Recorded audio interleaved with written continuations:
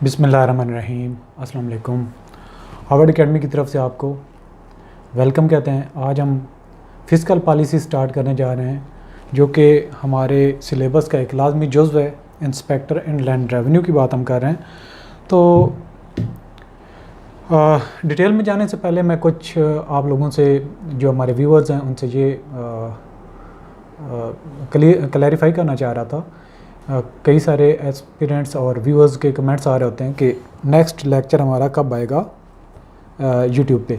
तो आपको बताते चलें कि ये हमारी जो लेक्चर सीरीज़ होती है, यूट्यूब पे सिर्फ डेमो हम लेक्चर्स अवेलेबल करते हैं। जो व्यूअर ये समझते हैं कि ये इस तरीके से अगर कोर्स हम कवर करेंगे तो हम समझ सकते हैं, हम अपनी तैयारी ठीक कर सकते हैं, तो वो हमारे कंप्लीट कोर्स को यहाँ पे हार्वर्ड एकेडमी का एड्रेस वेबसाइट का मेंशन है, उस पे कंप्लीट कोर्स आपको अवेलेबल होता है, जो कि थ्रू मेंबरशिप आपको ज्वाइन करना पड़ता है।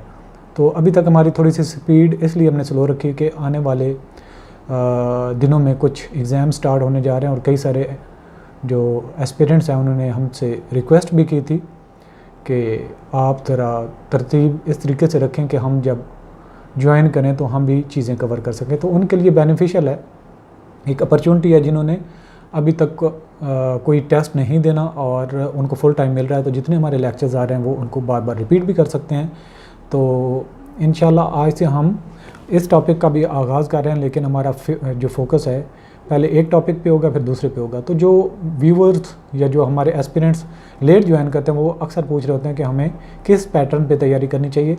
तो सिंपल है कि हमारे जो कोर्स में सबसे पहला टेस्ट है उसके देख लें कि कंटेंट्स क्या हैं, उसको पहले तैयार करें, फिर दूसरे टेस्ट के कंटेंट्स को देखें, उसको तैयार करें, सो ऑन। जब आप सारे टेस्ट को क्लियर करेंगे आपके सारे सिलेबस ऑटोमेटिकली कवर हो जाएंगे। तो मूव करते हैं अपने सेशन की तरफ। फ़िस्कल पॉलिसी को हम आज स्टार्ट करने जा रहे हैं। फ़िस्कल पॉलिसी है क्या? तो नॉर्मली जो पाकिस्तान में फ़िस्कल पॉलिसी या फिर मॉनेटरी पॉलिसी भी आप कह सकते हैं, जिसका आगाज़ 1 जुलाई से लेकर 30 जून तक इख्तिताम होता है। आगाज़ 1 जुलाई से और इख्तिताम 30 जून तक। जब नया बजट आता है तो ये गवर्नमेंट की इनफैक्ट कैलकुलेशंस होती हैं, गवर्नमेंट के प्लान होता है। फ़िस्कल पॉलिसी जो फिनेंशियल मैटर्स को हैंडल करना, अगर आप बिल्कुल फ्रीडम दे दें जो कंज्यूमर्स हैं, प्रोड्यूसर्स हैं, सेलर हैं, बायर्स हैं, तो इकोनॉमी में स्टेबिलिटी नहीं रहती। कंट्री के अंदर इन्फ्लेशन बहुत ज़्यादा हो सकती है या डिफ्लेशन बहुत ज़्यादा हो सकती है। डिप्रेशन में हालात बहुत तंग हो जाते हैं, गवर्नमेंट के पास भी पैसा सेविंग में पड़ा होता है और स्पेंडिंग कम हो जाती हैं। जब बूम होता है, इंटरेस्ट रेट बड़ा होता है और जो इन्फ्लेशन, कीमतें भी चीज़ों की बढ़ रही होती हैं, तो ये एकदम जो चीज़ें महंगी हो जाती हैं, इन्फ्लेशन हो जाता है, बूम आ जाता है, उसको कंट्रोल करना भी ज़रूरी होता है। और इसी तरीके से जब बिज़नेस के अंदर डिप्रेशन आता है तो भी गवर्नमेंट का उसमें इंटरवेंशन करना ज़रूरी होता है। तो ये एक पूरे साल की कैलकुलेशन होती हैं जिसको गवर्नमेंट ने लेके चलना होता है फ़िस्कल पॉलिसी। तो हमने आज इस लेक्चर में ट्यूटोरियल टाइप, आप ये समझ लें कि इस हमने सेशन में फ़िस्कल पॉलिसी के बारे में बेसिक अंडरस्टैंडिंग या अपना माइंड बनाना है कि किस तरीके से इन चीज़ों को हम ग्रैस्प करेंगे। लेटर ऑन पाकिस्तान की जो फ़िस्कल पॉलिसी करंट ईयर की है उसके ऊपर हमने डिटेल से सारे के सारी चीज़ें कवर करनी है, जिससे आपको सारी की सारी अंडरस्टैंडिंग भी हो जाएगी कि गवर्नमेंट के कौन कौन से फ़िस्कल पॉलिसी में प्लान हैं, स्पेंडिंग कैसे होती हैं, सेविंग्स कैसे होती हैं, रिसीविंग कैसी होती है, सोर्सेज ऑफ फंड्स कौन कौन से होते हैं। तो ये सारी की सारी बेस बनेगा ये आपका जो आज का हमारा लेक्चर है। तो वन बाय वन एक एक चीज़ पे बात करेंगे और सिंपल तरीके से बात करेंगे, कोई इतना हम चीज़ों को कॉम्प्लिकेट करके नहीं चलेंगे। Fiscal policy is the use of government spending and revenue collection to influence the economy. Economy को रेगुलेट करना होता है और गवर्नमेंट के पास दो हथकंडे होते हैं, दो हथियार होते हैं।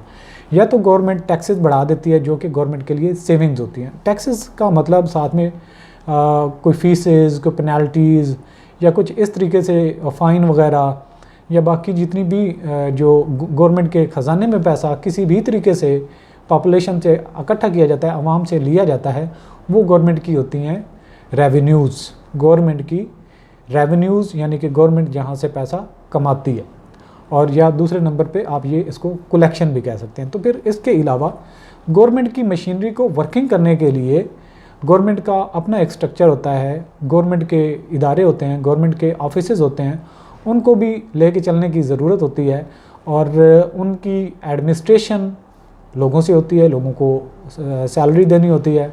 उन इदारों की एडमिनिस्ट्रेशन के लिए, चलाने के लिए, फंक्शन करने के लिए मशीन की ज़रूरत होती है, बिल्डिंग की ज़रूरत होती है, स्टेशनरी की ज़रूरत होती है। इसके अलावा बहुत सारी चीज़ें होती हैं जो एक इदारे को दरकार होती हैं। तो जो गवर्नमेंट के ख़जाने से पैसा मांगा जाता है, लिया जाता है या इस्तेमाल किया जाता है, उसको गवर्नमेंट की स्पेंडिंग कहते हैं। यानी कि दो जगह होगी, हम अपनी ज़िंदगी में भी देखें तो हम भी इसी पे ही काम कर रहे होते हैं। हम हर इंसान की लाइफ में एक फिस्कल पॉलिसी उसकी चल रही होती है, यानी कि उसके सोर्सेज कहाँ से हैं, रेवेन्यूज़ कहाँ से इकट्ठे हो रहे हैं, कलेक्ट कहाँ से कर रहा है और पैसे को खर्च कहाँ पे कर रहा है।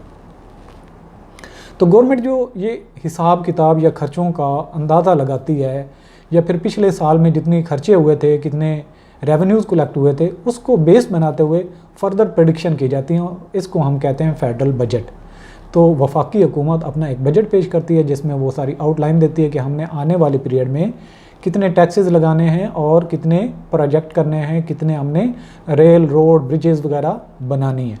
तो फेडरल बजट क्या हुआ, एक साल का हिसाब किताबा या फिर हिस्सों का ऐसा खर्चा और जमा खर्च जिससे हम ये कह सकते हैं कि गवर्नमेंट अपना टारगेट सेट करती है कि हमने कितने पैसे इकट्ठे करने, जो पिछले साल हमने इकट्ठे किए उससे अब कितनी और की ज़रूरत पड़ी है, यानी कि हम टैक्स बढ़ाएंगे या कम करेंगे। और दूसरे नंबर पे हम खर्चे अपने कम करेंगे या बढ़ाएंगे। तो दोनों तरफ हो सकता है, टैक्स भी बढ़ाया भी जा सकता है, कम भी किया जा सकता है, और दूसरे साइड पे स्पेंडिंग भी बढ़ाई भी जा सकती हैं और कम भी की जा सकती हैं। तो ये दोनों चीज़ें आपको क्लियर हो गई और इसको हम फेडरल बजट में गवर्नमेंट जो है हमें पेश करती है और हम भी जो अवाम है उस पर भी नज़र रखती है कि गवर्नमेंट हमारे लिए क्या लेके आती है। तो इसकी अगर तारीफ़ करें तो plan for the reception and spending of the government revenues, कि गवर्नमेंट के कितने रेवेन्यूज़ होंगे और उन रेवेन्यूज़ के खर्चे कहाँ पे होंगे। फिस्कल ईयर क्या होता है, ये 12 महीनों का एक पीरियड होता है जो किसी भी डेट को शुरू हो सकता है, कंट्री टू कंट्री वेरी करता है। पाकिस्तान का 1 जुलाई से लेकर 30 जून तक होता है। अच्छा, इस फिस्कल पॉलिसी में या फिस्कल पॉलिसी के अंदर कौन कौन से एक्शंस लिए जा सकते हैं। गवर्नमेंट या तो पॉलिसी को एक्सपेंशनरी लेवल पे जाती है, यानी कि अपने बिजनेस को, गवर्नमेंट के स्पेंडिंग को बढ़ाओ, एक्टिविटीज़, इकोनॉमिक एक्टिविटीज़ को बढ़ाओ। बढ़ाने से क्या है कि गवर्नमेंट टैक्सेस कम करेगी। तो अगर एक बंदे के पास 10 लाख एक साल की अर्निंग है और टैक्स नहीं पे करना पड़ता, 10 लाख ही वो लगा देगा। इट्स मीन कि उसकी स्पेंडिंग बढ़ेगी। जब स्पेंडिंग बढ़ेंगी तो इकोनॉमिक एक्टिविटीज़ बढ़ेंगी, यानी कि वो जिस दुकान पे बार बार जाता था पहले, अगर उसकी 5 लाख थी, 5 लाख टैक्स पे करता था, 50% की बात कर रहा हूँ, ओवरऑल इतना होता नहीं है। अगर वो इतना करता था तो उसको शॉपिंग के लिए 5 लाख बचते थे पूरे साल के। अब अगर गवर्नमेंट टैक्स लेती ही नहीं है तो 10 लाख वो लगा देगा, खर्च कर देगा। इट्स मीन के जो उसके इर्द गिर्द या जो उसकी नेचर है स्पेंडिंग की, उसकी एक्टिविटीज़ बढ़ जाएंगी तो बढ़ेंगी। तो इट्स मीन के हर इंडिविजुअल की एक्टिविटीज़ जब बढ़ेंगी तो मामला क्या होगा कि माशरे के अंदर हर बिजनेस करने वाला या इकोनॉमिक एक्टिविटीज़ को बूस्ट मिलेगा। तो ये क्या है, fiscal policy that encourages economic growth. Economy बढ़ती है, हायर स्पेंडिंग, टैक्स कट्स, इसमें टैक्स कम हो जाते हैं। जब टैक्स कम होते हैं तो लोगों के पास पैसा बच जाता है और पैसे को इस्तेमाल किया जाता है। तो कंट्रैक्टरी पॉलिसी क्या है, वो एक्सपेंशनरी पॉलिसी की उल्टी है, यानी कि इसमें टैक्स ज़्यादा लगाया जाता है और स्पेंडिंग गवर्नमेंट की कम हो जाती है। इसके लिए कंट्रैक्ट का मतलब होता है सुकड़ना और एक्सपेंशन का मतलब होता है फैलना, एक्सपेंशनरी। तो fiscal policy that reduces economic growth, इसमें इकोनॉमिक ग्रोथ रुक जाती है या कम हो जाती है। लोअर स्पेंडिंग, इसमें गवर्नमेंट के या इंडिविजुअल के खर्चे कम हो जाते हैं, टैक्सेस बढ़ जाते हैं और टैक्सेस बढ़ने की वजह से लोगों के पास सेविंग कम होती हैं और डेफिनेटली जब सेविंग नहीं होंगी तो वो खर्चे कहाँ से करेंगे। अच्छा, फिस्कल पॉलिसी की कुछ लिमिट्स हैं, गवर्नमेंट को भी कुछ मजबूरियाँ होती हैं। Hard for the government to change spending levels, के फ़र्ज़ किया पिछले साल अगर गवर्नमेंट ने तनख्वाहों की मद में 10 अरब दिया, अब ये नहीं है कि तनख्वाहें उसको कम कर सके। 10 अरब से 12 अरब तो हो सकती हैं, 10 से 9 नहीं होगा। लिहाजा गवर्नमेंट के लिए ये मुश्किल है कि हर दफ़ा टैक्सेस बढ़ाने ही पड़ेंगे, क्योंकि आप उन खर्चों को कम करना बहुत मुश्किल हो जाता है। दूसरा क्या मुश्किल होती है, hard to predict the future. Future किसने देखा है कि कौन सी मुसीबत होगी, कौन सी आफत होगी, जैसे कोरोना इशू है, किसको पता था। तो इस तरह के मामलात कई सारे होते हैं जिसमें आप प्रिडिक्ट नहीं कर सकते।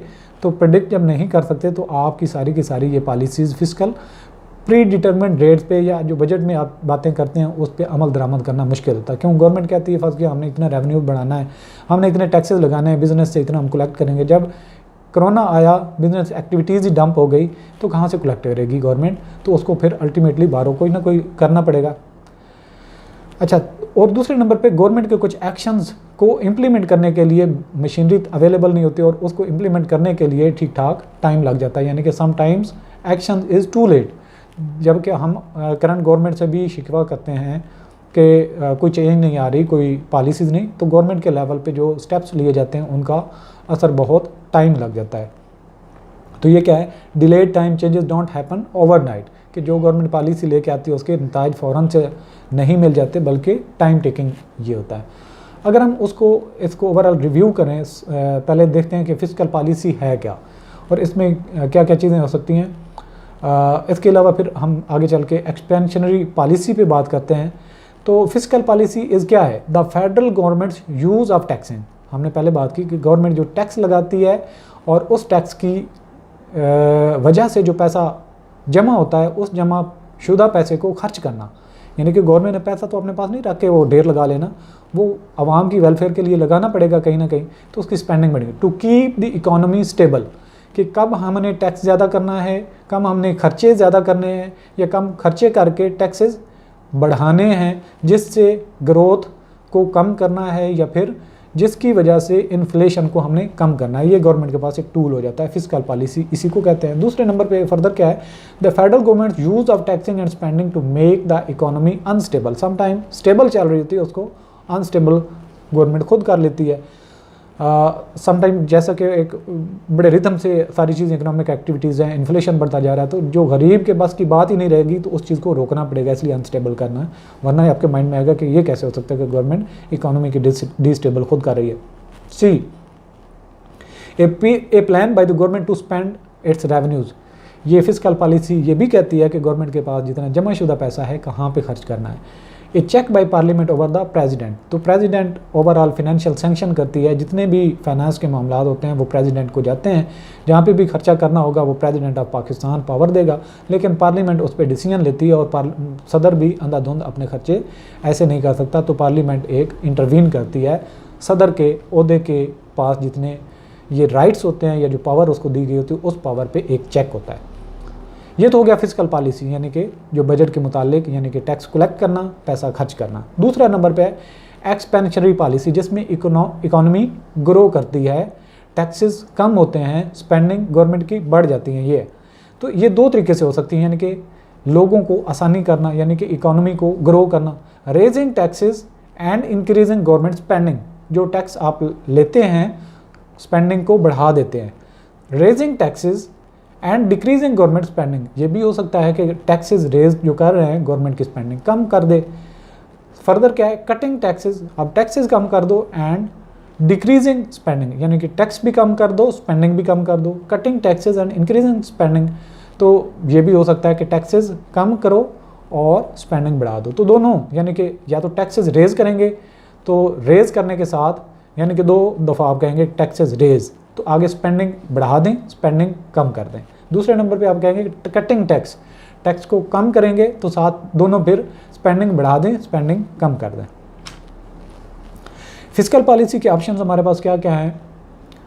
क्लासिकल इकोनॉमिक्स क्या कहती है कि इकोनॉमी अपने आप को खुद सेट करती है, जिसको लेज़ी फेयर एक टर्म यूज़ की जाती है कि इकोनॉमी को उसके हाल पे छोड़ दो, चीज़ें खुद एडजस्ट होंगी। डिमांड और सप्लाई पे सारी की सारी चीज़ें रेगुलेट होती जाएंगी। लेकिन ये क्या है कि बिज़नेस के अंदर कई दफ़ा डिप्रेशन आया, बूम आया और उसके बाद एक बस्ट हुआ, इकोनॉमी के अंदर बहुत सारे लॉसेज लोगों के हुए, तो ये कंसेप्ट वहाँ पे डेड हो जाता है क्लासिकल इकोनॉमिक्स का।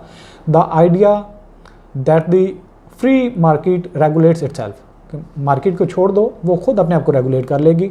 Great depression pointed out the weakness of this thought, यानी कि जो डिप्रेशंस आई, जो इकोनॉमी के अंदर एकदम जो कीमतें बढ़ के फिर एकदम ज़ीरो पे चली गई, तो उसकी वजह से ये कंसेप्ट वीक पड़ गया। फिर केन्शियन इकोनॉमी होती है, जॉन मैनर्ड केन्स की ये concept, the idea that the government should increase spending. वो कहता है कि गवर्नमेंट को खर्चे ज़्यादा करने चाहिए लोगों की वेलफेयर के लिए, to spark demand and help economy, अगर गवर्नमेंट स्पेंडिंग करेगी तो डिमांड बढ़ेगी। वो कैसे, इसको ज़रा आप इकोनॉमी के मद में समझ लें कि फ़र्ज़ किया आप कहते हैं कि जी स्पेंडिंग बढ़ा दें। अब एक घर में सरबराह है, आपके वालिद साहब हैं, आपकी वालदा हैं, जो भी घर को लीड कर रहा है या मैनेज कर रहा है फाइनेंस के मामलात को। अब उनको देखें कि फ़र्ज़ किया 1 लाख आमदनी आती है महीने में। अब 1 लाख आमदनी जब महीने में आई तो ये 2 ऑप्शन आगे फर्दर हो सकते हैं कि 1 लाख आया घर के अंदर। अब अम्मी जी ने, अब्बू जी ने, जो भी थे, उन्होंने ये डिसाइड कर लिया कि 10,000 से ज़्यादा हमने खर्च महीने में नहीं करना। ठीक है, अब 10,000 जब खर्च नहीं करना तो 90,000 सेविंग में चला गया। इट्स मीन कि वो बैंक में रख सकते हैं व्हाट्सएवर जो भी। अब 10,000 में उन्होंने खर्चा करना है और जो करीब में 2-3 दुकानदार हैं उन्हीं से चीज़ों को लेनी पड़ती हैं। आपने वही चीज़ें उन्हीं से लेनी है, कहीं और मार्केट में नहीं जाते आप। अच्छा, जब उनसे लेंगे 10,000 महीने की, इट्स मीन कि 10,000 वो आपसे कमा रहे हैं, तो इकोनॉमिक एक्टिविटीज़ नहीं बढ़ी। उनको पता है कि आपने इतने चीज़ें डिमांड की करते हैं और आप ये चीज़ें यूज़ करते हैं, तो नॉर्मली वो आपके लिए वो इतनी चीज़ें परचेज़ करके उसने रखी होती है दुकानदार, अगर फैमिलियर है आपकी कंजम्पशन से। अब सरबराह घर का चेंज हो जाता है किसी से, या उसका माइंड चेंज हो जाता है, वो कहता है जी नहीं, हम 10,000 सेव करेंगे, 90,000 खर्च करेंगे। अब जब खर्च करेंगे तो हर एक को कहा जाता है कि जी 20-20 हज़ार आप सब लोगों को दे दिया जाता है, आप अपनी इस्तेमाल कर सकते हैं, अपनी ज़रूरियात पूरी कर सकते हैं। जब हर एक के पास पैसा आएगा तो डेफिनेटली वो भी शॉप पे जाएंगे और चीज़ें लेंगे, कभी रिफ़्रेशमेंट के, कभी ज़रूरियात, कभी कुछ। तो इससे क्या है कि यूँ ही गवर्नमेंट के, हम अगर घर में एक सरबराह को गवर्नमेंट ले लें, तो यूँ ही उसने स्पेंडिंग बढ़ाई, यानी कि 10,000 के बजाय 90,000, तो लोगों के पास, यानी कि घर के मेम्बरान के पास पैसा ज़्यादा आया। उसकी वजह से क्या है कि उस दुकानदार की दुकान चलना शुरू हो गई। सेम इसी तरीके से है कि गवर्नमेंट जब बड़े प्रोजेक्ट लॉन्च करती है तो उसमें पैसा डालती है, उसमें कंट्रैक्टर आ जाते हैं, उसमें ईंटों वाला काम शुरू हो जाता है, सरिये का काम शुरू हो जाता है, उसमें जितनी भी चीज़ें यूज़ होती हैं वो सारी इस्तेमाल होती हैं। लेबर की ज़रूरत बढ़ जाती है, तो लेबर जो काम करने वाले, पहले किसी को मेहनत मजदूरी का टाइम नहीं मिल रहा था या बल्कि ऑप्शन नहीं मिल रहा था, अब वो जब जाके काम करते हैं तो उनके पास पैसा आता है। जब वो पैसा कमा के आते हैं तो वो उसको खर्च करते हैं। जब खर्च करते हैं तो इकानमी के अंदर डिमांड चीज़ों की बढ़ती है, यानी कि लोग आलू, प्याज, टमाटर, घी, चना जो भी है उसकी ज़रूरत बढ़ने लगती है। अदरवाइज़ कोई मुश्किल से गुजारा कर रहा हो, तो यानी कि जब गवर्नमेंट स्पेंडिंग को बढ़ाती है तो इकानमी के अंदर डिमांड बढ़ती है। Known as demand side economics, इसको हम क्या कहते हैं, demand side of the economics. ये क्या है demand side of the economics? इससे क्या होता है, results in the multiplier effect. जैसा कि मैंने कहा कि गवर्नमेंट खर्चे करेगी, प्रोजेक्ट लगाएगी, उससे जो लोग 20 किस्म के हैं वो पैसा कमाएंगे, और 20 किस्म के जब पैसा कमाएंगे वो जाके 20 दुकानदारों से या 40 दुकानदारों से चीज़ें खरीदेंगे। 40 दुकानदार का फिर और काम शुरू हो जाएगा, मंडियों में काम शुरू हो जाएगा। सो हम ये कह सकते हैं कि डिमांड साइड बढ़ने से मल्टीप्लायर इफेक्ट होता है। इसको क्या कहते हैं, मल्टीप्लायर इफेक्ट। के idea that one spending bye the government results in many more in the private sector, कि गवर्नमेंट ने $1 डाला, उस डॉलर की वजह से पूरे तालाब के अंदर या उसके अंदर माशरे के अंदर एक इकोनॉमिक एक्टिविटीज़ जनरेट हो गई। अब दूसरे नंबर पे ये भी कहें कि आप मछलियों का तालाब है, उसके अंदर खुराक थोड़ी सी डालते हैं तो मछलियाँ भागी आ जाती, पूरी एक खुराक थोड़ी सी डाली लेकिन सारी हलचल हो गई। सेम इस तरीके से कॉन्सेप्ट है कि मल्टीप्लायर इफेक्ट है। इसके बाद है automatic stabiliser, if set up properly physical policy can automatically stabilise the economy. Taxes क्या है, लो इनकम, जिनकी लो इनकम होती है, low taxes and more transfer payments, यानी कि जिनकी लो इनकम होती है उनके पास टैक्सेस उनको कम पे करना पड़ते हैं और उनके पास पेमेंट, यानी कि वो ज़्यादा से ज़्यादा खर्च कर सकते हैं। अगर फर्स्ट एक बंदे की 1 लाख तनख्वाह है और उसको 10,000 टैक्स पे करना पड़ता है, दूसरा इंडिविजुअल है उसके 5 लाख तनख्वाह है, उसको 2 लाख टैक्स पे करना पड़ता है। तो इट्स मीन के प्रोपोर्शन निकालें तो जो हायर इनकम वाला है उसको टैक्स ज़्यादा पे करना पड़ा और पेमेंट उसको कम खर्च करने को मिली relative to the income level on taxes की रेशो के हिसाब से। अच्छा, ये तो पहले हमने बात की डिमांड साइड पे। अब सप्लाई साइड पे अगर आ जाएं तो सप्लाई मीन कि जो चीज़ें मार्केट के अंदर आएंगी, believe that the economy should work to increase supply, कि इकोनॉमी खुद काम करे कि जो इकोनॉमिक एक्टिविटीज़ बढ़ें जिससे सप्लाई बढ़े। यानी कि जैसे कि करंट गवर्नमेंट कहती है कि जी हर एक को काम करने का मौका दिया जाए। इट्स मीन कि जो हट इंडस्ट्री है या फिर जो डोमेस्टिक इंडस्ट्री है उसको प्रमोट करें, लोग चीज़ें बनाएं और सस्ती भी बिकें, तो जाके इकोनॉमी के अंदर वो अपनी चीज़ें, अपनी प्रोडक्ट लॉन्च करें, जिससे क्या है कि वो रोज़गार कमाते हैं। ऑटोमेटिकली जब सप्लाई होगी तो लोग उसको डिमांड करेंगे। एक जगह पे दुकान ही नहीं है, वहाँ पे ना तो कोई मांगेगा ना कोई खर्च करेगा। अगर एक दफ़ा बन जाती है, इट्स मीन कि सप्लाई हो गई, डिमांड करने वाले लोग खुद आ जाएंगे। Too much government control will reduce productivity, कि गवर्नमेंट इतने टैक्सेस इतने कंट्रोल करेगी तो उससे इकोनॉमिक एक्टिविटीज़ या प्रोडक्शन कम हो जाती है। Taxes that are too high will discourage work, जब चीज़ों पे टैक्स ज़्यादा लगेगा तो लोग उस इंडस्ट्री से निकल जाएंगे। कोई भी एरिया देख लें जहाँ पे हर बंदे को इंडिविजुअली टैक्स पे करना पड़ता है, तो उससे लोग कतराते हैं। Shown by the Laffer curve, इसको लेफर कर्व के नाम से कहते हैं। Calls for less government spending and tax cut, कि इसको क्या कहते हैं कि इसमें जो सप्लाई साइड है, गवर्नमेंट को कहा जाता है कि आप खर्चा भी कम करें और टैक्सेस भी कम लगाएं। अब अगर हम इन चीज़ का रिव्यू करें, what are the two main economic problem that Keynesian economic seeks to address. Keynesian की जो इकानमी है, जो डिमांड साइड और सप्लाई साइड पे हमने बात की, बिजनेस एंड पर्सनल टैक्सेस उसको एड्रेस करता है, और military and other defence spending उसके बात करता है कि गवर्नमेंट खर्चे करती है। Period of recession, depression and inflation, के पीरियड ऑफ रिसेशन के टाइम में गवर्नमेंट को क्या करना चाहिए, यानी कि टैक्सेस कम करना चाहिए और स्पेंडिंग भी कम करनी चाहिए। और डिप्रेशन, और अगर रिसेशन से डिप्रेशन में है तो गवर्नमेंट को टैक्सेस कम लेने चाहिए, स्पेंडिंग बढ़ानी चाहिए। डिप्रेशन से निकल जाएंगे लोग, जो है वो कमाएंगे तो खर्च भी करेंगे। और इन्फ्लेशन हो तो गवर्नमेंट को टैक्सेस बढ़ा देने चाहिए, ये इससे डील करता है। Foreign add and domestic spending, कि जब आप फॉरेन एड ज़्यादा लेंगे तो इट्स मीन के पैसा इनफ्लो करेगा और डोमेस्टिक स्पेंडिंग भी बढ़ती हैं। गवर्नमेंट टैक्सेस और spending categories that change in the response to changes in the GDP और इनकम आर कॉल्ड। इसको यानी कि गवर्नमेंट के जो टैक्सेस हैं वो किस तरीके से लगाती है, और उनकी स्पेंडिंग, यानी कि गवर्नमेंट प्रोजेक्ट कितने इनिशिएट करती है, तो इससे क्या होता है, ये फिस्कल पॉलिसी होती है, ऑटोमेटिक स्टेबलाइज़र होता है कि गवर्नमेंट को स्टेबलाइज करना है। तो स्पेंडिंग, अगर रिसेशन चल रहा है यानी कि बूम है, तो उसमें गवर्नमेंट को क्या है कि अपने प्रोजेक्ट कम करने चाहिए। और जब डिप्रेशन का पीरियड है तो गवर्नमेंट को प्रोजेक्ट ज़्यादा लॉन्च करने चाहिए, पैसा मार्केट के अंदर लेके आना चाहिए। तो इनकम इक्वलाइज़र भी होता है, एक्सपेंडिचरी एड्स होती हैं। इसके बाद है budget deficit and the national date.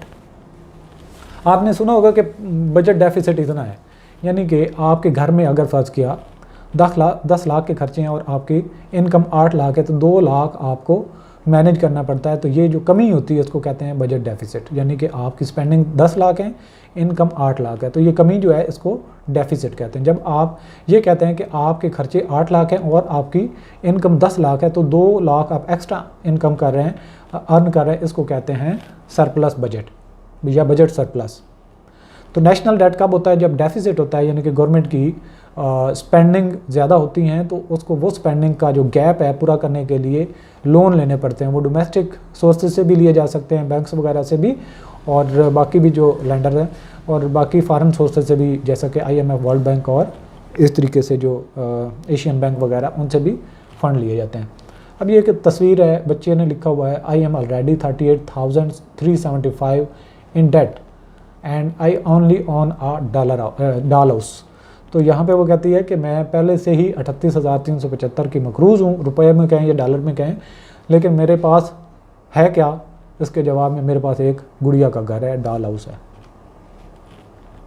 Deficits and national dates, कि डेफिसिट जब आपके होंगे, यानी कि आपकी स्पेंडिंग ज़्यादा हैं और सोर्सेज ऑफ रेवेन्यू कम है, तो आपको डेफिनेटली कर्जे लेने पड़ते हैं। वो क्या है? The federal budget is rarely balanced. बाद का कोई ऐसा मुल्क हो जो कहे कि जी हमने 10 खरब का रेवेन्यूज़ हैं और 10 खरब की हमारी स्पेंडिंग है। जब आपके रेवेन्यूज़ और स्पेंडिंग एक जैसे हों तो उसको हम बैलेंस बजट कहते हैं। आइदर रनिंग सरप्लस और डेफिसिट, यानी कि बैलेंस नहीं होगा तो उसका फिर 2 ही ऑप्शन हो सकते हैं, या बजट डेफिसिट हो सकता है या बजट सरप्लस हो सकता है। 2 ways to combat the deficit, जो आपकी कमी होती है पैसे की या डेफिसिट बजट होता है, इसको 2 तरीक़ों से आप पूरा कर सकते हैं। एक तो क्रिएट मनी, आप खुद पैसे को प्रिंट करें, लेकिन इसका नुकसान क्या होगा? May lead to hyper inflation, इससे चीज़ों की कीमतें बहुत बढ़ जाएंगी। दूसरा सोर्स क्या है? बारो मनी, लोगों से उधार लें या बाहर से उधार लें। अगर आप लोन लेना तक चाहते हैं तो गवर्नमेंट क्या करती है? बॉन्ड इशू करती है, और लोग बॉन्ड खरीदते हैं और पैसा जमा करवाते हैं, और उस पैसे से गवर्नमेंट अपने जो पैसे की कमी है उसको पूरा करती है। बारोइंग इंक्रीज द डेट कि जो आपके कर्जे हैं उससे गवर्नमेंट के कर्जे बढ़ जाते हैं, लाइबिलिटीज़ बढ़ जाती हैं। अच्छा, इससे प्रॉब्लम्स क्या हो सकते हैं? Problems with the national debt कि जब आपके मुल्क के कर्जे बढ़ते हैं तो इससे नुकसान क्या होता है? Borrowing money creates a national debt, मुल्क के ऊपर कर्जा बढ़ जाता है। Debt is not the same as the deficit, debt इतना नहीं होता कि जितना आप लेते हैं, यानी कि आपको अगर 2 लाख कमी है पैसे की तो 2 लाख लेने के साथ साथ आपने उसके ऊपर इंटरेस्ट भी पे करना है, आपने फिर बाकी भी खर्चे पूरे करने हैं। तो इट्स मीन कि जो डेफिसिट है, इट्स मीन कि ये नहीं है कि 2 लाख कम पड़ रहा है तो 2 लाख ही आप लोन लेंगे, उसके ऊपर भी आप बैंक में जाए ना, आप 10 लाख कर्जा लेना चाहते हैं तो आपको पहले दिन ही 9.5 लाख देंगे, 50,000 वो काट लेंगे। तो इस तरीके से होता है, और फिर आपको हर मंथ में जो इनकम के ऊपर इंटरेस्ट भी साथ में पे करना पड़ेगा इंस्टॉलमेंट के साथ। Problem arise with the national debt कि जब मुल्क का कर्जा बढ़ता है उससे मसाइल भी बढ़ते हैं। क्या होते हैं? Creates investment competition for private business, जो प्राइवेट बिजनेस होता है उनके अंदर मुकाबलाबाजी शुरू हो जाती है और वो इन्वेस्टमेंट के अंदर ज़्यादा हिस्सा लेते हैं। This is known as the crowding out effect, इसको क्राउडिंग इफेक्ट कहते हैं कि जब इन्वेस्टर्स ज़्यादा होने लगते हैं और सारे एक ही तरफ चले जाते हैं, और बिहेवियरल फाइनेंस में इसको हर्ड बिहेवियर कहते हैं। इसके बाद है सर्विसिंग द डेट कि जो आपने डेट लिया है उसकी सर्विस चार्जेस जो आपसे डिमांड करेगा, जिस सोर्स से आपने लिया है, तो वो भी आपको उसके इंटरेस्ट वगैरह पे करना पड़ेगा। तो paying off interest on the that is an opportunity cost, ये एक ऐसा पैसा है जिसको आप नॉर्मली अपने मुल्क के अंदर इस्तेमाल कर सकते थे, लेकिन अब आपको इंटरेस्ट पे कर रहे हैं तो आप उस पैसे को ज़ाया कर रहे हैं। रिव्यू करें तो ए बैलेंस बजट कौन सा होता है? बैलेंस बजट वो होता है a budget in which expenditure equal revenues, यानी कि खर्चे और आमदन एक जैसी हो जाती है। A budget in which expenditure do not equal revenues, दूसरा ये भी हो सकता है कि आपके which expenditures do not equal revenues कि आपके खर्चे रेवेन्यू के बराबर नहीं होते। फिर उसका क्या होता है? A budget in which the government spends money, ऐसा भी बजट होता है फिर वर्दन कि जिसमें गवर्नमेंट सिर्फ खर्चे करती है। A budget in which revenues equal taxes कि जो रेवेन्यूज़ हैं वो आपके टैक्सेस के बराबर चल रहे हैं, तो ये बैलेंस बजट होगा। Which of the following are problem associated with the, तो यहाँ पे आपने रिव्यू क्या करना है? आपने देखना है कि इनमें से कौन सा बैलेंस बजट है। तो हमारा ऑप्शन ए ठीक है, a budget in which expenditure equals revenues.